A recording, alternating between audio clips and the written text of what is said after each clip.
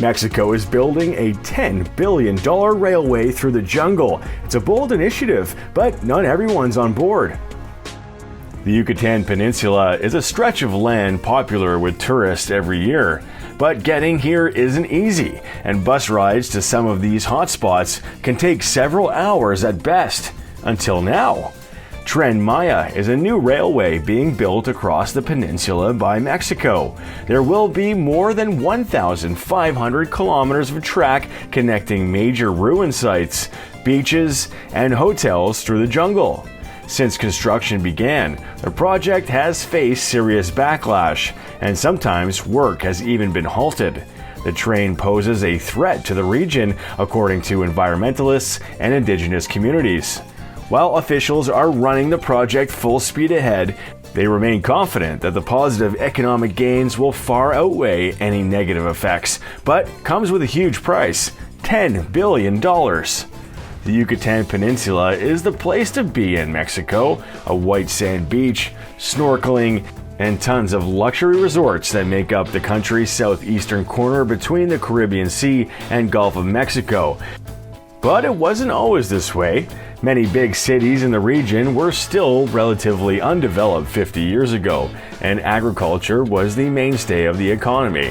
In the 1970s, Mexico began building hotels and airports in places like Cancun and Cozumel. It is now a popular destination for millions of tourists each year.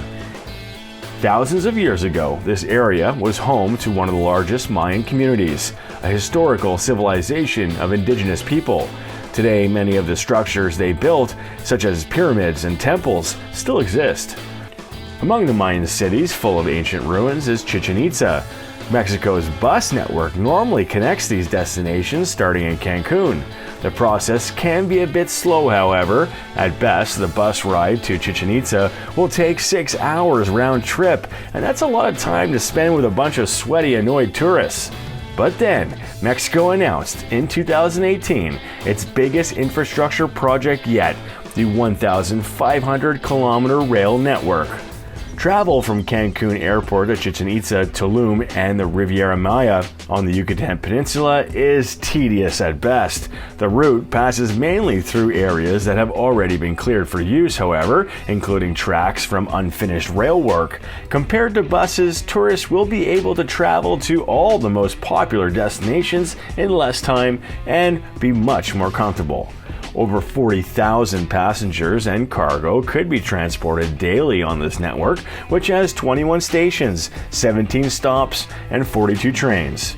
Funded by tourist taxes, the near $10 billion project is headed by the National Fund for the Promotion of Tourism, or Fonatur. There will be 3 types of trains available when it opens: standard, restaurant, and long-term stay. A Mayan-inspired interior design allows the vehicle to reach speeds of 160 kilometers per hour. Compared to a bus, that's quite a bit faster. As of 2023, the first phase of construction will be completed in 7 sections across 2 major phases.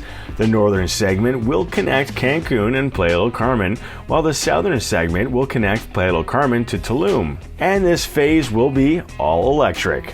Despite remote locations, jungle environments, extreme heat, and high humidity, construction teams are working on sites that span enormous distances. Despite being led by Mexico's tourism agency, the train benefits more than just tourists.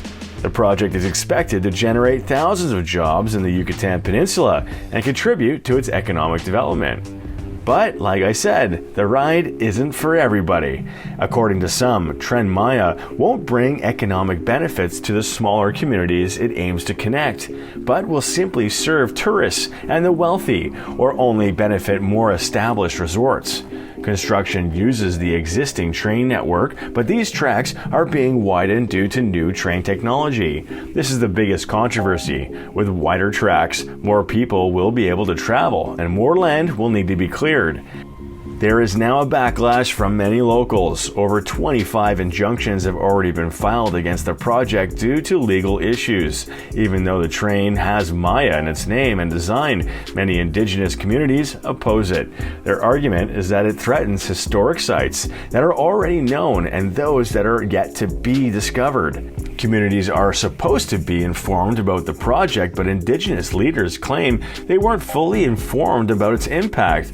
Only the benefits were mentioned. Several of these meetings weren't conducted in the locals' first language either. According to the Mexican government, it has reached agreements with local communities through assemblies and maintains an open dialogue with them. For the unknown sites, Faunatur archaeologists have been working hard to document anything excavated along the route.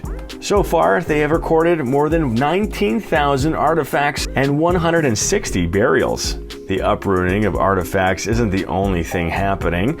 About half a year ago, the Mexican government announced that they had to evict about 30,000 families in the Yucatan Peninsula, and there are about 300 families about to be evicted. Housing has been offered to some, but many are not satisfied with it.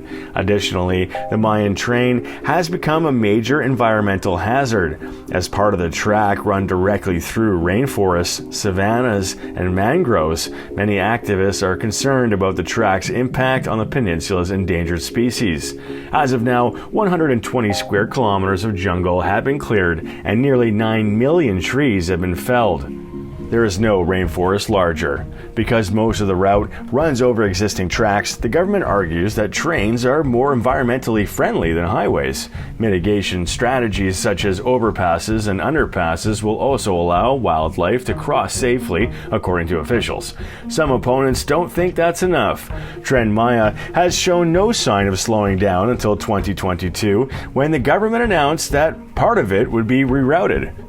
A historic and sacred set of underwater caverns would be crossed by the new route, putting them at risk of collapse.